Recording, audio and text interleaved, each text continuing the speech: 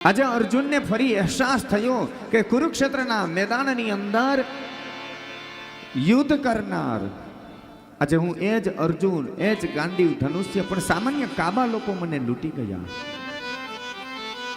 આવે છે હસ્તિનાપુર. યુધિષ્ઠિર મહારાજને સમાચાર આપ્યા કે મોટા ભાઈ, ભગવાન પરમાત્માએ સ્વધામ ગમન કર્યું છે. યુધિષ્ઠિર મહારાજ સમાચાર સાંભળ્યા. એ જ સમયે હસ્તિનાપુરની ગાદી પરીક્ષિતને સોંપી કે ભગવાને સ્વધામ ગમન કર્યું તો હવે આપણે અહીંયા ન રહેવાય, કારણ કે હવે કલયુગ આવશે. કલયુગ આવશે એટલે આપણે પણ અહીંયા નથી રહેવું. પાંડવો હિમાલય તરફ પ્રયાણ કરે છે. હિમાલયે જઈ અને હાડ ગાળે છે. હસ્તિનાપુરની ગાદી હતી એ પરીક્ષિત રાજાને સોંપી દીધી. પરીક્ષિત રાજા નીતિ અને ધર્મપૂર્વક શાસન કરે છે. ઘણા સમય સુધી એમણે પણ રાજ કર્યું, શાસન કર્યું છે. એક વખત પરીક્ષિત રાજા પોતાના નગરની અંદર નીકળે છે, ચક્કર લગાવે છે. આખા નગરમાં ચક્કર લગાવી પોતાના મહેલ તરફ જતા હતા ને એમાં રસ્તામાં એક દ્રશ્ય જોયું.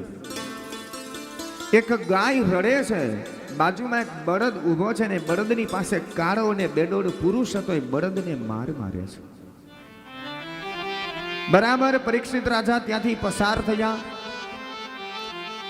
અને પરીક્ષિત રાજા જ્યારે ત્યાંથી પસાર થયા એટલે ગાય ત્યારે રડવા લાગી. પરીક્ષિત રાજાને કહે છે કે હે મહારાજ પરીક્ષિત, તમે ગૌ બ્રાહ્મણ પ્રતિપાળ છો. ગાય અને બ્રાહ્મણોની રક્ષા કરવી તમારો ધર્મ છે, અમારું તમે રક્ષણ કરો. પરીક્ષિત મહારાજ ઉભા રહ્યા, પાછળ ફરી દ્રષ્ટિ કરી, ત્યાં તો ગાય રડે છે. એક કાળો ને બેડોળ પુરુષ હતો ને બળદને માર મારે છે. પોતાના ધનુષ્ય પર તીરનું અનુસંધાન કરી અને આજે પરીક્ષિત રાજા કહે છે કે સાવધાન, કોણ છે તું? મારા રાજ્યની અંદર રહી અને તું આવા પાપાચાર કર્મ કરે છે, હું તને મૃત્યુદંડની સજા આપીશ.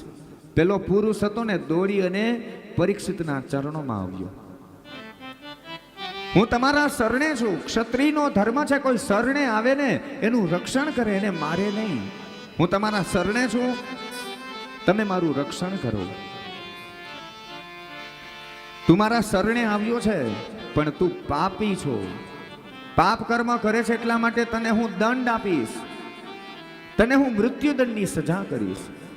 પેલા પુરુષે કહ્યું કે મને મૃત્યુદંડ આપો એનો મને વાંધો નથી. ભલે મારી અંદર બધા દોષ છે, અવગુણ છે, પણ મારામાં સારો ગુણ છે. અને જો સારો ગુણ તમને યોગ્ય લાગે ને તો તમે મને જીવતો રાખજો. ગાય સામે દ્રષ્ટિ કરીને કહ્યું તમે કોણ છો? ગાય કહે છે કે હું પૃથ્વી છું. આ બળદ છે ને એ ધર્મ છે અને આ કાળો બેડોળ પુરુષ છે એ કલયુગ છે. અને આ કલયુગે બળદના 3 પગ કાપી નાખ્યા, 3 ચરણ કપાઈ ગયા. બળદ એટલે ધર્મનું પ્રતીક છે.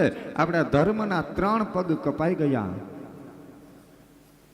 પવિત્રતા, દયા, દાન બધા ચરણો કપાયા. એક સત્યરૂપી પગ જે કાપવા માટે જાય ત્યાં પરીક્ષિત રાજા કલયુગને અટકાવે છે. કલયુગે આવીને પરીક્ષિતને વિનંતી કરી કે મારી અંદર બધા દોષ છે, અવગુણ છે, પણ એક સારો ગુણ છે.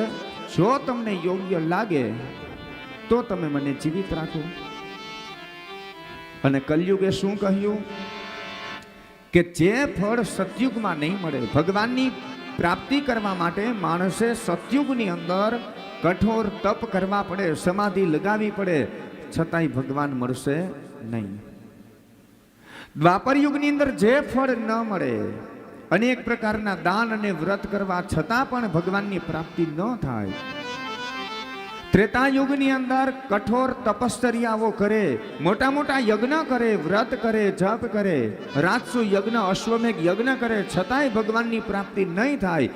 કલયુગે કહ્યું કે મારા સમયની અંદર કોઈ પણ વ્યક્તિ સાચા હૃદયથી ખાલી ભગવાનનું એક જો નામ સ્મરણ કરશે ને તો કલયુગે કહ્યું કે વ્યક્તિને હું મોક્ષ આપી દઈશ, તાકાત મારી છે.